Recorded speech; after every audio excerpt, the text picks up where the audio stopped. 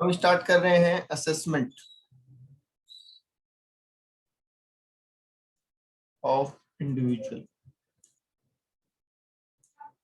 ठीक है, assessment of individual में हमें पहले टोटल इनकम फाइंड आउट करनी होगी और बाद में उस पर्सन का टैक्स फाइंड आउट करना होगा, राइट। टोटल इनकम कैसे फाइंड आउट करनी है ये हम डिडक्शन वाले चैप्टर में पढ़ चुके हैं,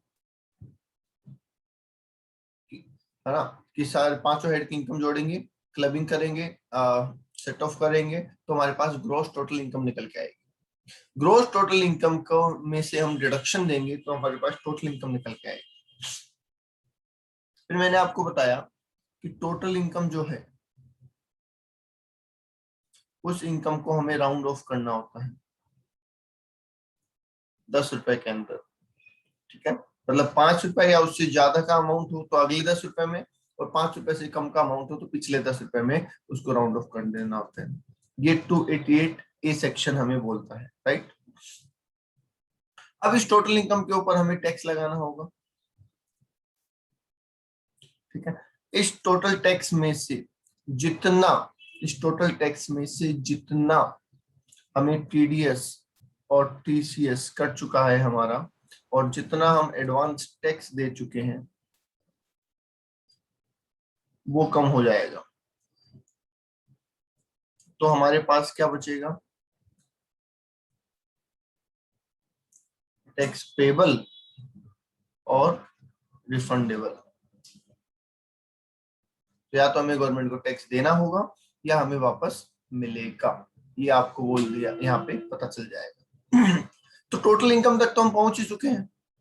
अच्छा, ये भी लिख लो, इसको भी हमें राउंड ऑफ करना होता है 10 रुपए, और ये कहता है सेक्शन 288 बी। ये कहता है सेक्शन 288 बी, राइट। ओके, आगे सुनिए। अब टोटल इनकम तक तो हमें पता है कैसे पहुंचना है।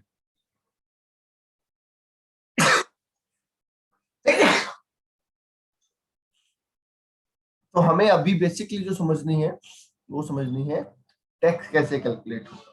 तो टैक्स कैलकुलेशन के लिए हमें टैक्स रेट पढ़नी पड़ेगी। टैक्स रेट का क्या सिस्टम है ये समझिए। मैंने कल आपको एक सेक्शन पढ़ने को बोला था, क्यों बोला था वो समझ लीजिए। इंडिविजुअल पे कई सालों से टैक्स का सिस्टम चला हुआ आ रहा था। ठीक है, इंडिविजुअल पर्सन पे कई सालों से टैक्स का सिस्टम चला हुआ आ रहा था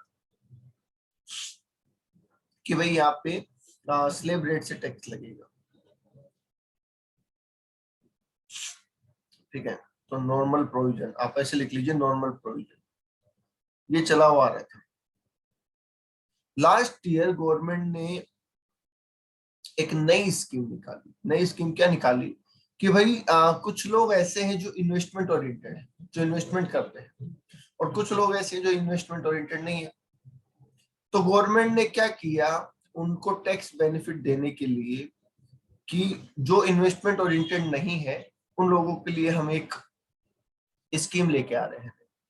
उनके लिए हम अलग स्लेब लगा रहे हैं, अलग से रेट लगाएंगे। अलग से रेट लगाओगे, यस। तो उसके लिए एक नया सेक्शन इंट्रोड्यूस किया गया, 115 BAC। कौन सा इंट्रोड्यूस किया गया? 115 BAC, न्यू ऑप्शन। ठीक है, अब आप अभी एट प्रेजेंट आप इस प्रोविजन में भी टैक्स दे सकते हैं और इस प्रोविजन में भी टैक्स दे सकते हैं। जो भी आपके लिए फायदेमंद हो वो ऑप्शन आप ले सकते हैं। ठीक है, हालांकि इस ऑप्शन को लेने की कुछ कंडीशंस है ना। इस ऑप्शन को लेने की कुछ कंडीशंस है, कुछ शर्तें हैं। वो शर्तें क्या है वो उस वीडियो में थी, और इसमें रेट कैसे लगेगी वो भी उस वीडियो में था जो मैंने आपको पढ़ने को बोला था, राइट। आगे बात करेंगे इसकी। प्रैक्टिकली क्या ये इंपॉर्टेंट है? नहीं, प्रैक्टिकली इंपॉर्टेंट नहीं है। प्रैक्टिकली हमारी नॉर्मल रेट ही चलेगी। ठीक है, प्रैक्टिकली हमारी नॉर्मल रेट ही चलेगी। It's just A option. Option का मतलब कि भाई डिपार्टमेंट ने आपको कह दिया कि आप चाहो तो इस ऑप्शन में जा सकते हो। तो इसकी बात हम बाद में एक बार चर्चा कर लेंगे। वैसे मैंने वीडियो में सब कुछ समझाया हुआ है, अगर आपने वीडियो देख लिया होगा तो आपको सब कुछ आ गया होगा। तो आइए नॉर्मल प्रोविजन। हाँ, मैसेज विजिबल है, बिल्कुल दिख रहे हैं मैसेज, सबके मैसेज दिख रहे हैं। ओके,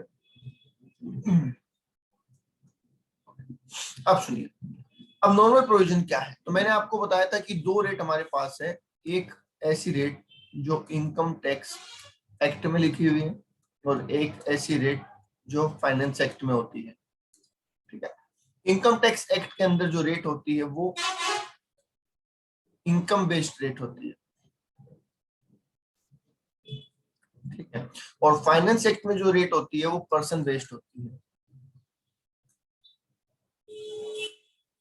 राइट, क्या मतलब है इसका, सुनिए, इसका मतलब है कि सर कई इनकम ऐसी है जो इनकम ऐसी है जो स्पेशल रेटेड है, कई इनकम ऐसी है जो स्पेशल रेटेड है, और वो स्पेशल रेटेड इनकम सारी इनकम टैक्स एक्ट में दे रखी है। कैसे, सुनिए, 112 112 सेक्शन है, और सेक्शन कहता है कि 112 में जो एलटीसी कवर होते हैं उस पर 20% टैक्स लगेगा। अब सोचो, सेक्शन 112 कहता है, मतलब इनकम टैक्स एक्ट कहता है, और इनकम टैक्स एक्ट कहता है वो तो सब पे एप्लीकेबल होगा, चाहे आप इंडिविजुअल हैं, चाहे आप एचयूएफ है, फर्म है, कंपनी है, कोई भी। इसने कहीं भी ये नहीं कहा कि ये रेट किसके ऊपर एप्लीकेबल है, इंडिविजुअल पे एप्लीकेबल है। इसने कहा बस एलटीसीजी पे 20% लगेगा। आगे बात सुनिए, तो कोई फर्क नहीं पड़ेगा कि इनकम किसकी है। इसके अलावा 112A में एलटीसीजी होता है, वो कहता है कि भैया 10% रेट लगेगी, अप टू 1 लाख तो एग्जम्प्ट है, और ऊपर वाले पे 10% रेट लगती है। ओके, इसके अलावा कहते हैं 111A एसटीसीजी ऑन शेयर। ठीक है, उस पर 15% लगता है, और 115B कैजुअल इनकम, उस पर 30% लगता है। ओके, तो ये हो गई स्पेशल रेटेड इनकम, मतलब इन पे स्पेशल टैक्स लगेगा। राइट, अब आ जाइए सर, स्पेशल रेटेड इनकम नहीं है तो फाइनेंस एक्ट में क्या दे रखा है। फाइनेंस एक्ट में बोला गया कि कौन, अब आप पूछा जाएगा कौन हुआ, आप कहेंगे सर हम तो इंडिविजुअल की बात कर रहे हैं, हम तो इंडिविजुअल, तो इंडिविजुअल हो तो आपके ऊपर स्लेब रेट लगाएंगे। कौन सी रेट लगाएंगे, स्लेब रेट। स्लेब रेट क्या होती है, स्लेब रेट क्या होती है, स्लेब रेट का मतलब 1/1, ऐसे मतलब एक एक सीढ़ी चढ़ते हैं जो अपन, उसको बोलते हैं स्लेब। ठीक है, तो स्लेब का मतलब है कैटेगरी वाइज, पहले इतने पे इतना, इतने पे इतना, इतने पे इतना, इतने पे इतना, इस तरीके से चलेगा। राइट, तो क्या है, स्लेब रेट को यहाँ पे क्या बोला गया, हम जो कहते हैं ना income tax is a progressive tax, पहली क्लास में बताया था, वो इसी वजह से कहते हैं, स्लेब रेट की वजह से ही कहते हैं। तो क्या होती है स्लेब रेट, सुन लीजिए, मैं यहाँ पे लिख रहा हूँ, आपको 3 तरीके के इंडिविजुअल में डिवाइड किया गया है। एक, वो इंडिविजुअल जो बिलो 60 ईयर्स वाले हैं, चाहे वो मेल है, चाहे फीमेल है, चाहे ट्रांसजेंडर है, उससे कोई फर्क नहीं पड़ता। ठीक है, एक वो जो 60 और मोर है, तो जिसको हम सीनियर सिटीजन कहते हैं, और एक वो जो 80 और मोर है, जिसे हम वेरी सीनियर सिटीजन कहते हैं। क्या कहते हैं, वेरी सीनियर सिटीजन। राइट, ठीक है, अब स्लेब कैसे फिक्स की गई ये देखिए, कहा गया फर्स्ट 2,50,000 रुपए, उन पे कोई टैक्स नील, कोई टैक्स नहीं है।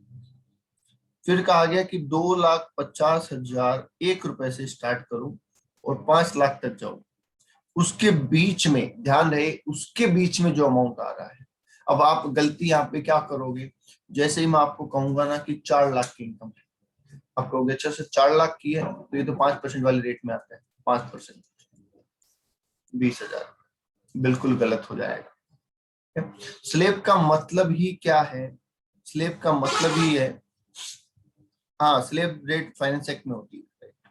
ठीक है, तो स्लेब का मतलब ही क्या होता है कि पहली जो लिमिट है वहां तक अलग कैलकुलेशन, सिर्फ 2.5 लाख से 5 लाख के बीच में जितना अमाउंट है उस पे 5%। तो इस 4 लाख का हम क्या करेंगे, हम कहेंगे कि 2.5 लाख पे कोई टैक्स नहीं है, 1.5 लाख पे 5%। समझ लेना इस बात को ध्यान से, वरना यही गलती दोबारा करोगे आप। समझ गए? तो ऐसा नहीं है कि मैं इसमें आ गया तो मेरी टोटल इनकम पे 5% हो जाएगा, ऐसा नहीं होगा। सारी रेट लगेगी सीक्वेंस वाइज, ठीक है, सिर्फ बैलेंस पार्ट के ऊपर आगे वाली रेट लगेगी। तो 2 लाख तक जो भी कमाओगे उस पर 0 रेट है। 2,50,001 रुपए से लेके 5 लाख के बीच में जो कमाओगे उस पर 5%। 5,01,000 से लेके 10 लाख तक जो भी कमाओगे उस पर 20% है, और 10 लाख से ऊपर जो भी कमाओगे उस पर 30%। बताइए, क्लियर है?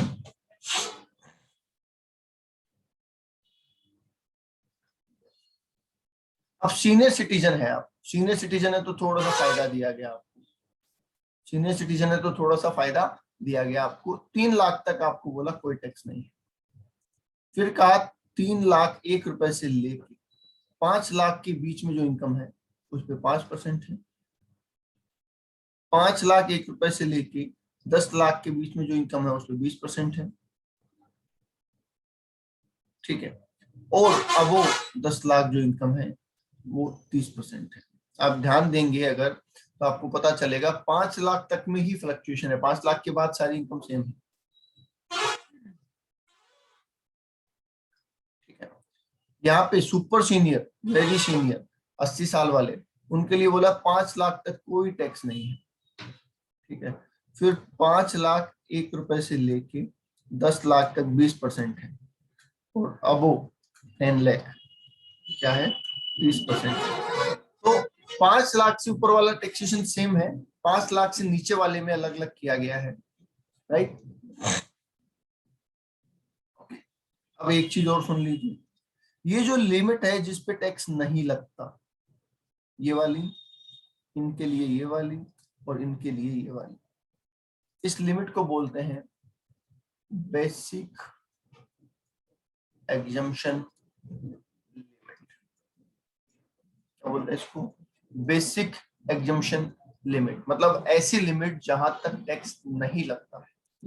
तो इंडिविजुअल के लिए अगर आपको बोले बेसिक लिमिट कितनी है, आप कहोगे सर 2.5 लाख।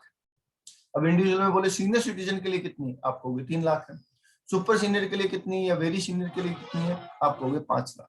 इसका मतलब हो जाएगा कि वहां तक कोई टैक्स नहीं है। ओके, बोलिए, बात समझ में आ गई क्या यहाँ तक आपको?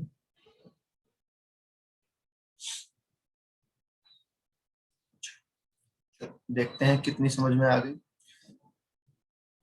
3 एग्जांपल दे रहा हूं आपको। अगर मेरी इनकम, अगर मेरी इनकम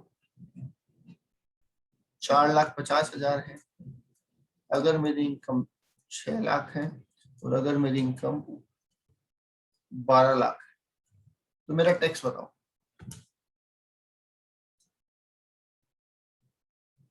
बताइए।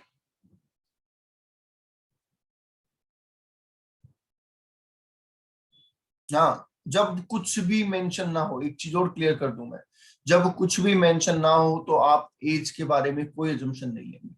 वो हमेशा बिलो 60 की बात कर रहा है। अगर उसे सीनियर पूछना है, सुपर सीनियर पूछना है तो एज लिख के देगा। अगर उसने एज नहीं लिख के दी है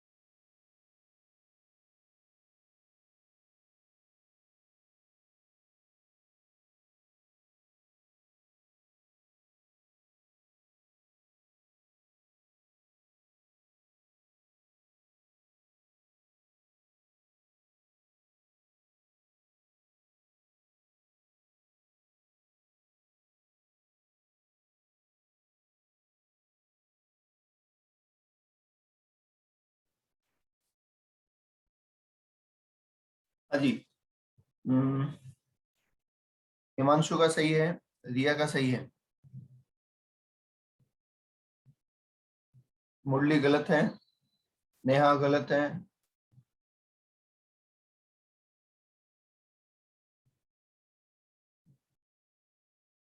तुषार गलत है।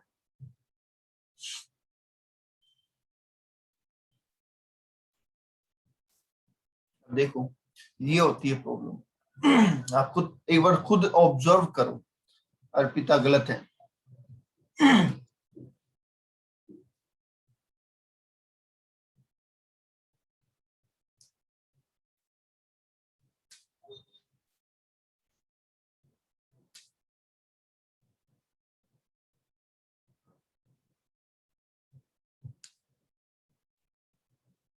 देखिए, अब आप एक बार खुद आप ये मत सोचो कि टीचर आपको कुछ बोल रहा है या क्रिटिसाइज कर रहा है, ऐसा कुछ नहीं। अगर सीखना हो ना, कभी आपको कभी भी किसी इंसान को कुछ भी सीखना हो, मुझे आज मुझे भी कुछ सीखना होता है और कोई मुझे कुछ बोल रहा होता है तो मैं सुनता हूँ उसकी बात ध्यान से। ठीक है। तो अगर आपको भी कुछ सीखना है तो एक होता है ना कि डोंट लिसन फॉर आंसरिंग। ठीक है। अब कुछ लोग सुनते ही जवाब देने के लिए कि भाई अच्छा बोल, तू बोल क्या बोलता है अभी बताता हूँ, वो ना करें। ठीक है। आपके सामने सिलेब्रेट है, अगर एग्जाम में आपको कोई चीटिंग भी करवा दे, सिलेब्रेट बोर्ड पे लिख भी दे, तो भी आप तो गलत कर दोगे। सोचो एक बार, चीटिंग कोई करवा भी दे, मान लो चीटिंग करवा दे, ओपन बुक एग्जाम हो जाए और आपके सामने सिलेब्रेट रखी हुई है और आपको बोला इतनी इनकम है, तो भी गलत कर दोगे। तो सोचो फिर,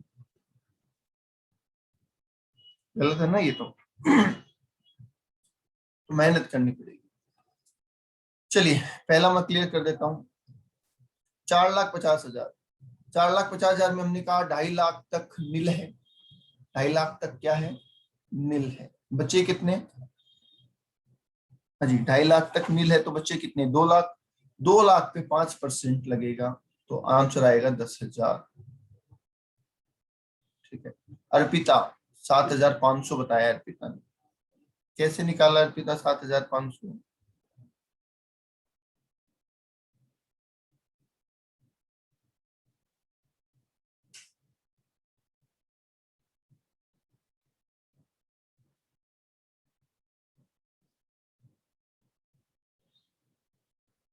सारे मैसेज विजिबल है मुझे, सारे मैसेज दिख रहे हैं मुझे। 4 लाख कहाँ से लिया अर्पिता आपने? अब वो सोचो यार, ऐसी गलती की सर 4 लाख ले लिया था, ऐसी गलती क्यों? ये मैं हमेशा नोट कर रहा हूँ आपके बीच में स्पेशली बात है कि एक्सक्यूज भी कुछ ऐसा मिलता है कि इलॉजिकल लगता है मुझे काफी हद तक। अब आप कहेंगे कि सर 6 लाख था, मैंने 6,50,000 ले लिया था, इसलिए मेरा जवाब ऐसा है। तो लॉजिक है क्या इसके पीछे? या क्या जस्टिफाइबल लगता है आपको खुद का आंसर कि हाँ ठीक है सर, ये गलती हो सकती है मुझसे, इट्स जस्ट अ मिस्टेक, ऐसा लगता है? बहुत बार नोटिस कर लिया मैंने कि जवाब देते हैं, अगर आंसर गलत होता है, अरे सर 4 लाख, वो मैंने 5 लाख ले लिया था। क्यों ले लिया? सामने फिगर लिखी हुई वही गलत उठा ली।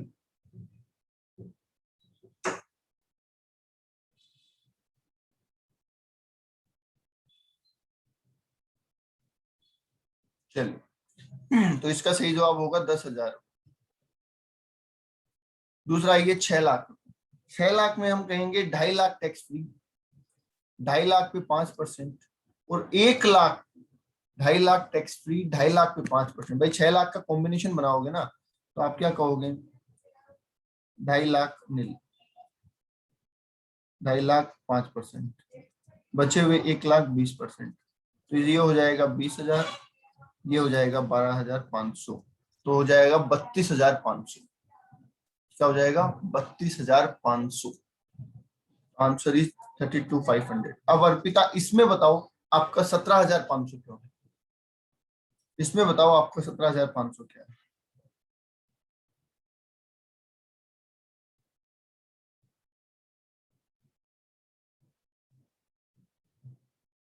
आपका आंसर इसमें 17,500 वो क्यों है?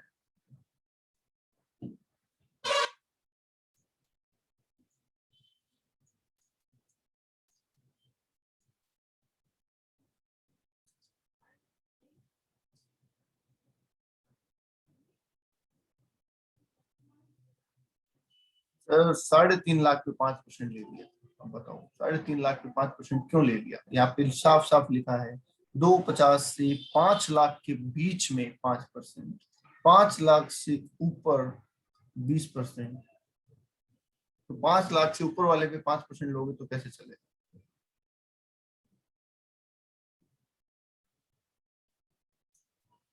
ओके, बहुत सुधार की जरूरत। आप जो ये सोचते हैं ना कि मैंने पढ़ लिया, मैंने बहुत मेहनत कर ली, मैंने पूरा क्लास ले ली, मैंने क्वेश्चन कर लिया और क्या करूं? No, it's not enough.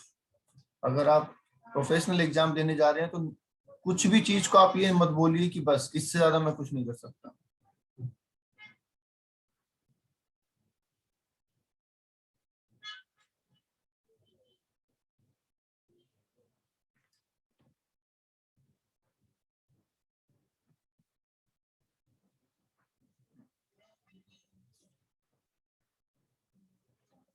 तो 6 लाख रुपए हमने सोल्व किए। 6 लाख पे हम कैसे सोल्व करते हैं? 2.5 लाख तक कोई टैक्स नहीं, ऐसे ही तो बताया। 2.5 लाख के ऊपर, 5 लाख के नीचे, बीच में कितना अमाउंट बचता है बताओ? बीच में कितना अमाउंट बचता है 2.5 लाख से 5 लाख के बीच में? 2.5 लाख, उस पे 5%। 5 लाख से ऊपर वाला कितना अमाउंट बचता है? 1 लाख, तो उस पे 20%। तो ये आ गया नील, ये आ गया 12,500 और ये आ गया 20,000। ये हो गया 32,500।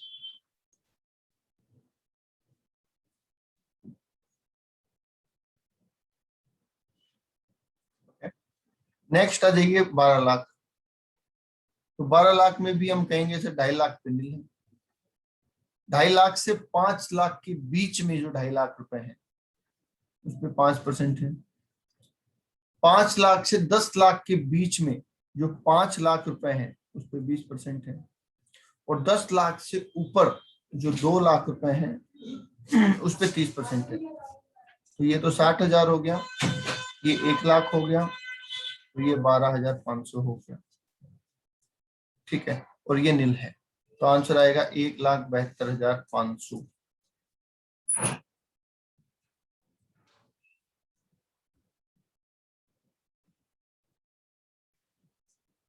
तुषार, तुम्हारा 1,52,500 क्यों आ रहा था अभी? और नेहा, तुम्हारा 2,85,000 क्यों आ रहा था? बोलो।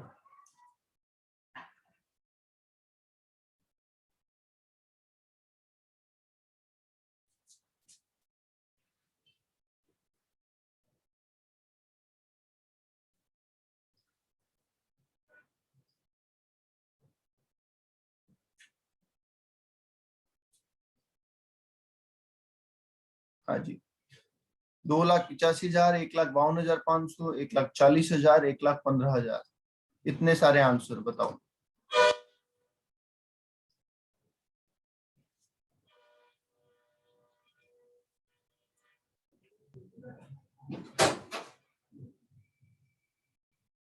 मुरली,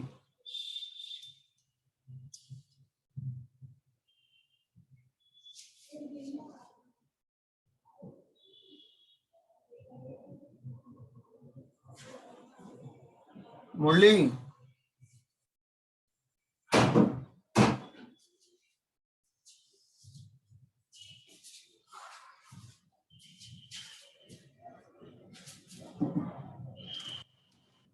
इससे आपको एक चीज समझ में आ जानी चाहिए कि प्रोविजन याद होने से भी कुछ नहीं होने वाला।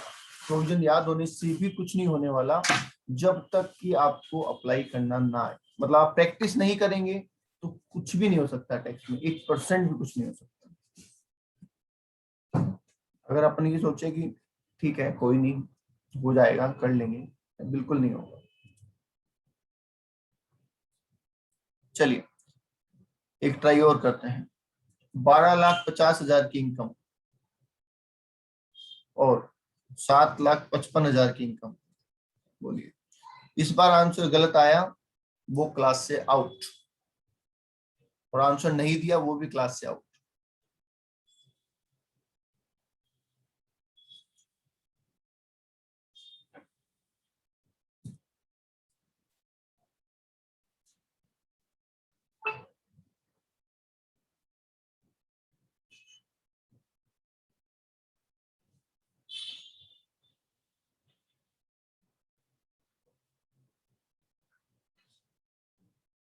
كبير.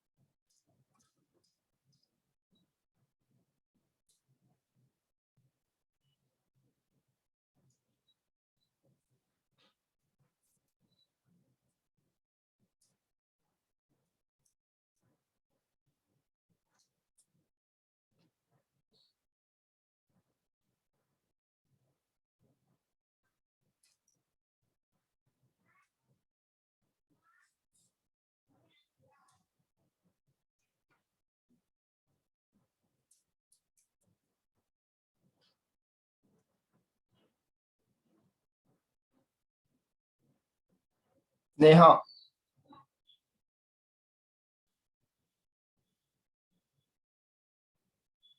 नेहा कोई आंसर नहीं आया तुम्हारा? अर्पिता, तुषार,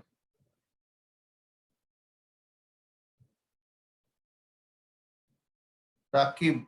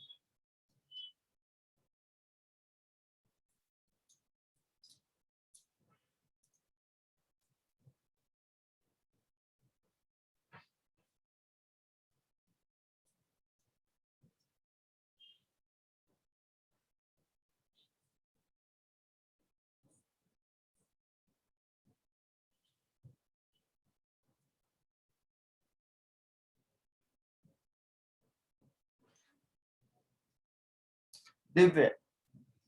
दिव्य, माइक ऑन करो। Yes sir.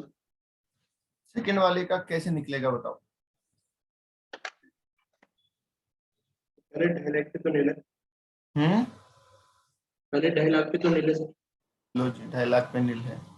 और बोलिए। तो फिर 2.5 लाख पे 5%। फिर 2.5 लाख पे 5%। ओके, और बोलिए। तो फिर 2,55,000 पे 10%। 2,55,000 पे 10%।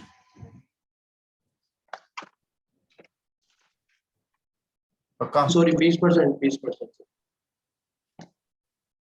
यस सर, गलती हुई। 10% रेट 20 में ले आए बिना हुई, ऐसी गलती।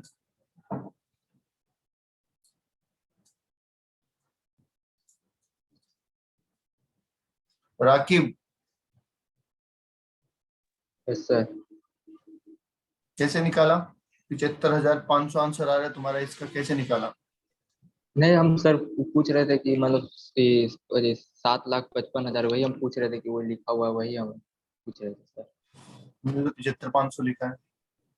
नहीं सर, हम 7,55,000 वाला हम वही पूछ रहे थे सर। वही लिखा हुआ है क्या निकालने का टाइम? हम्म,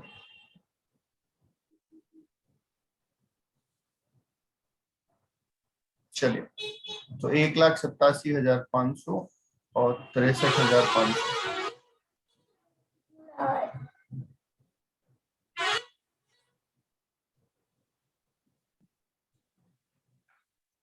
चलिए आगे देखते हैं।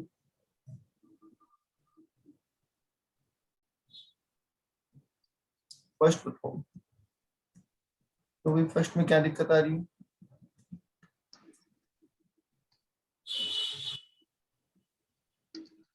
था 12,50,000। तुषार माइक ऑन करो, तुषार माइक ऑन करो। Yes sir.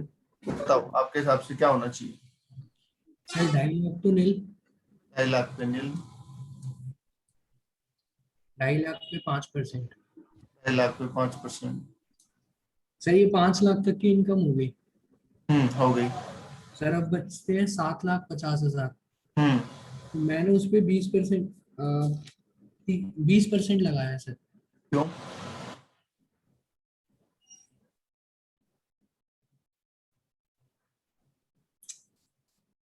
क्या लिखा हुआ है यहाँ पे देखो।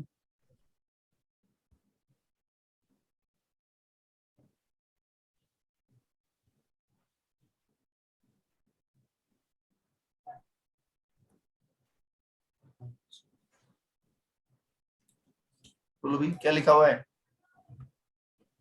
10 लाख तक की लिमिट है सर। हम्म 10 लाख तक की लिमिट है। और 10 लाख के ऊपर वाला कहाँ जाएगा? आगे सर आगे। तो 5 लाख पे 20% और 2,50,000 पे 30%।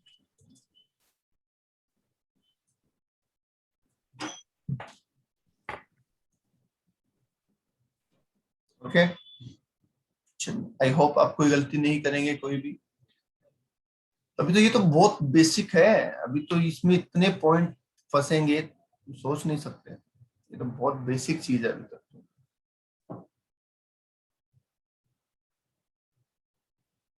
ओके, ये हो गया हमारा स्लेब रेट से टैक्स निकालना। अब हमने पढ़ी दो रेट, एक पढ़ी हमने स्पेशल रेट और एक हमने पढ़ी स्लेब रेट। अब सवाल ये है कि जब ये दोनों चीजें इनकम में होगी तो कैलकुलेशन कैसे होगी? तो इसके लिए भी एग्जांपल लेते हैं। पहले एक एग्जांपल मैं कराऊंगा, एक दो तीन करवा दूंगा, फिर आपको करना है। तो ध्यान से समझ लेना, अगर जिस तरीके का एग्जांपल मैंने करवाया उसी तरीके के एग्जांपल में फिर आपने गलत किया तो क्या होगा आप जान सकते हैं, सोच सकते हैं। रट्टा मारने की कोशिश बिल्कुल ना करें। बिजनेस इनकम दे रखी है सर 4 लाख, साथ ही साथ बोला एलटीसीजी है आपको 2 लाख, ठीक है?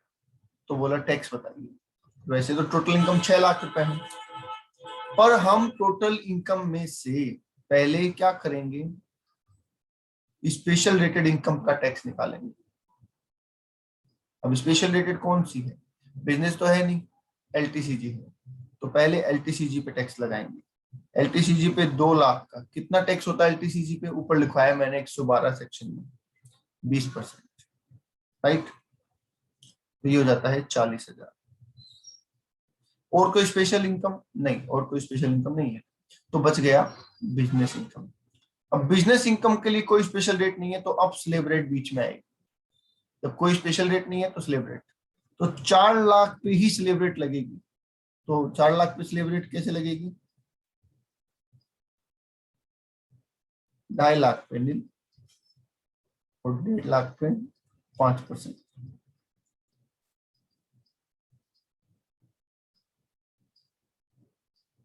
ठीक है, तो ये टैक्स बनता है 47,500। आई बात समझ में? पहले स्पेशल रेटेड इनकम का ट्रीटमेंट होगा, फिर जो इनकम बच जाएगी उस इनकम का स्लेब रेट से ट्रीटमेंट होगा।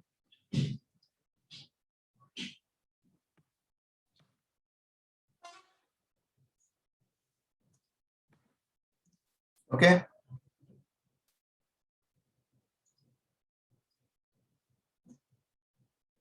कोई डाउट है किसी को यहाँ पे?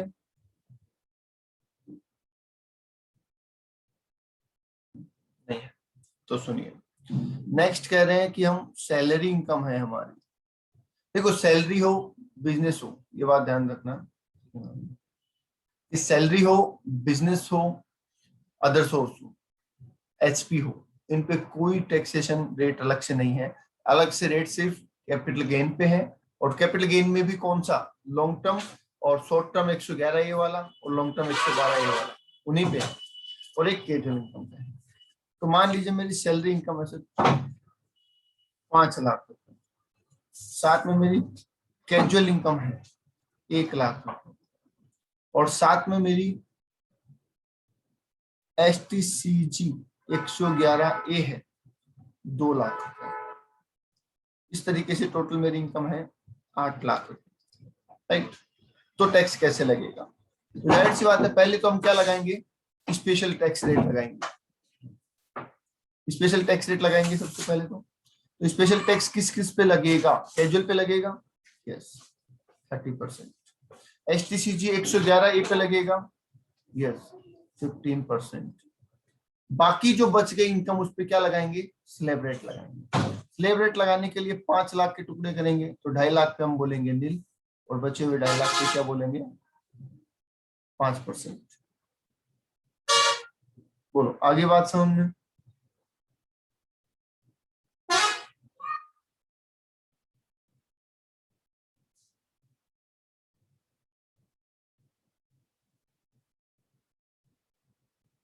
ओके, तीसरे एग्जांपल पे आइए।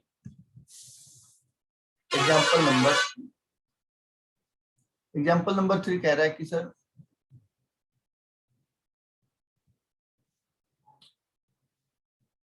Salary income 2 lakh, HP income 2 lakh, long term capital gain 1 lakh, other source income 3 lakh. अब क्या होगा? टोटल करिए पहले तो 8 लाख रुपए। स्पेशल रेटेड इनकम कौन सी है इसमें से बताइए? स्पेशल रेटेड इनकम कौन सी है? LTCG। तो सबसे पहले स्पेशल रेटेड का लिखेंगे आप LTCG 1 लाख रुपए इंटू 20%, तो हो गया 20,000। बाकी सारी नॉर्मल इनकम है, बाकी सारी नॉर्मल इनकम है तो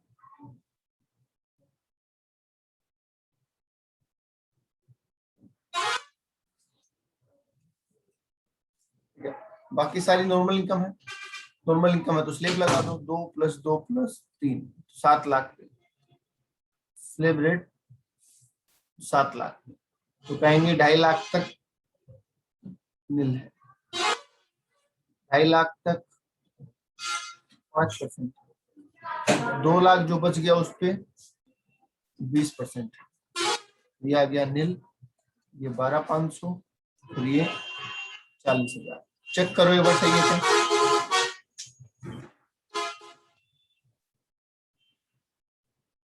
72,500। ओके,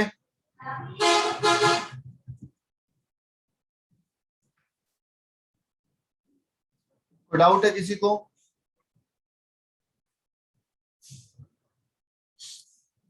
नहीं है? होना तो चाहिए था। अभी मैं क्वेश्चन लिख दूंगा ना ऐसा, पर मैं चाह रहा हूं पहले फर्स्ट स्टेज के क्वेश्चन करवाए जाए। तो पहले मैंने आपको बिल्कुल बेसिक वाले क्वेश्चन कराए, उसके बाद मैं अभी सेकंड स्टेज के क्वेश्चन करवा रहा हूँ आपको, फिर थर्ड स्टेज पे लेके आएंगे। ठीक है, तो बिजनेस इनकम 3 लाख रुपए, house property income 2 lakh, casual income 1 lakh, LTCG 50,000 रुपए, STCG 111A। ध्यान रहे नॉर्मल जो STCG है उस पर स्लैब रेट ही लगती है, सिर्फ 111A में जो STCG आता है उस पर स्पेशल रेट लगती है, ये ध्यान रखना। ऐसा ना हो कि STCG नाम पढ़ते ही आप 15% लगा दें। लो जी, बताइए टैक्स, बताइए टोटल, टोटल टैक्स निकाल के दीजिए।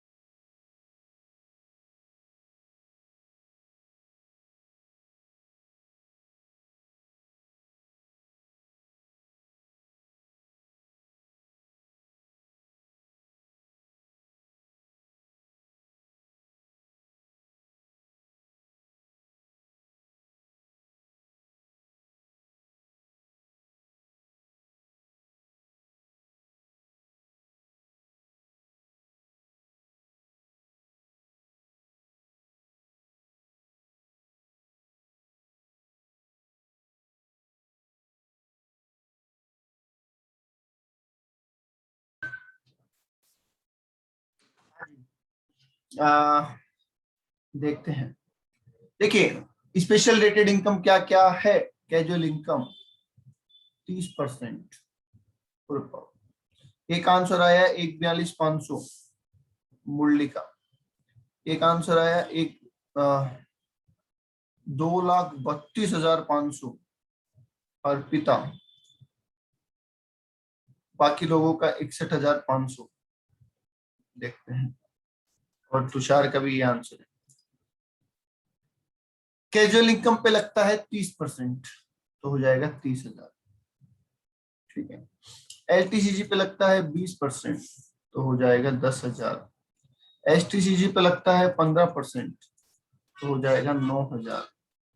बाकी पे लगता है स्लैब रेट। ठीक है, तो स्लैब रेट लगता है तो 2.5 लाख तक नील। बाकी 2.5 लाख तक 5%, तो ये हो गया 12,500। तो फाइनल आंसर आ जाएगा 30, 40, 50, 61,500। हाँ जी। अब आ जाओ तुषार। सबसे पहले 1,42,500 कैसे निकाला?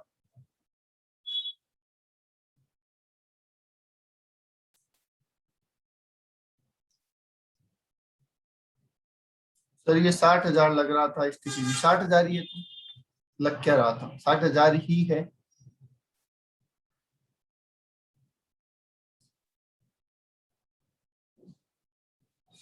छह लाख लग रहा था। अरे ऐसा क्यों? तुम लोगों के साथ ऐसा क्यों होता है कि 6 लाख लग रहा था? मैंने कहा ना अभी थोड़ी देर पहले कि आपकी क्लास में मुझे स्पेशल बात सुनने को मिलती है। लिखी हुई फिगर ही अलग लगती है आपको, ऐसा क्यों भाई?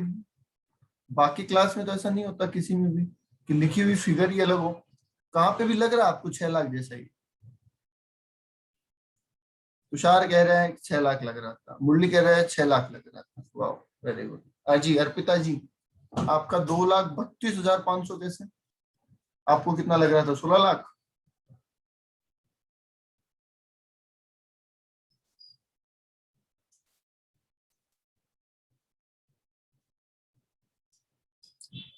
अर्पिता सर 0 एक्स्ट्रा कंसीडर कर दिया था।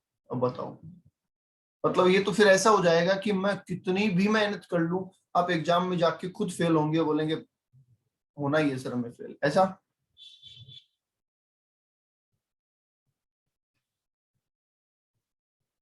हाँ 0 एक्स्ट्रा कंसीडर कर लिया। अगर इसको भी आप लेते हो 6 लाख भी, तो भी आपका आंसर 2,32,500 नहीं आता। सर 50,000 को 5 लाख ले लिया था और 6 लाख मतलब 60,000 को 6 लाख। Very good. तो जी 50,000 को 5 लाख और 60,000 को 6 लाख। कंपनी तुम्हें अपॉइंट कर देगी और तुम क्रेडिटर्स को ऐसे पेमेंट कर दोगे तो क्या होगा फिर? कंपनी को बोल दोगे कि भैया देना तो 50,000, हमने तो 5 लाख दे दिया उनको।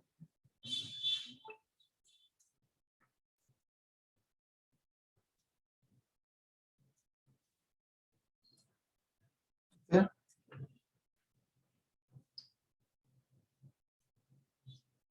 मैंने कहा ना प्रोविजन मिस्टेक चलेगी। मैंने एक दिन कहा था क्लास में कि प्रोविजनल मिस्टेक होती है, समझ में आती है कि स्टूडेंट है, चलो प्रोविजनल मिस्टेक हो गई, याद नहीं रहा होगा प्रोविजन, समझ में आ जाती है बात। पर कैलकुलेशन मिस्टेक बहुत खतरनाक है।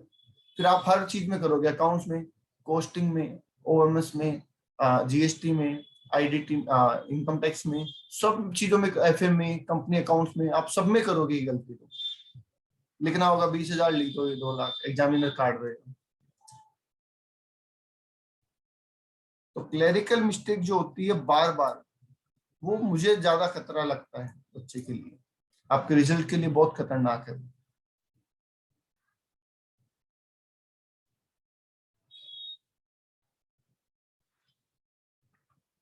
चलिए, कोशिश हो तो खुद ही एग्जाम्पल बना के आंसर करना। ठीक है, खुद ही एग्जाम्पल बना देना, बना के एक अपना जो भी आपका पर्सनल ग्रुप होगा उसमें शेयरिंग करो, अलग अलग इनकम कॉम्बिनेशन बनाओ, उन पे इनकम निकालो। 1, 2, 5, 10, 15, 20, 50,000 जितने भी तुमसे एग्जाम्पल किए जा सकते हैं उतने एग्जाम्पल करो। ओके, चलिए कल मिलेंगे। आज के लिए इतना ही।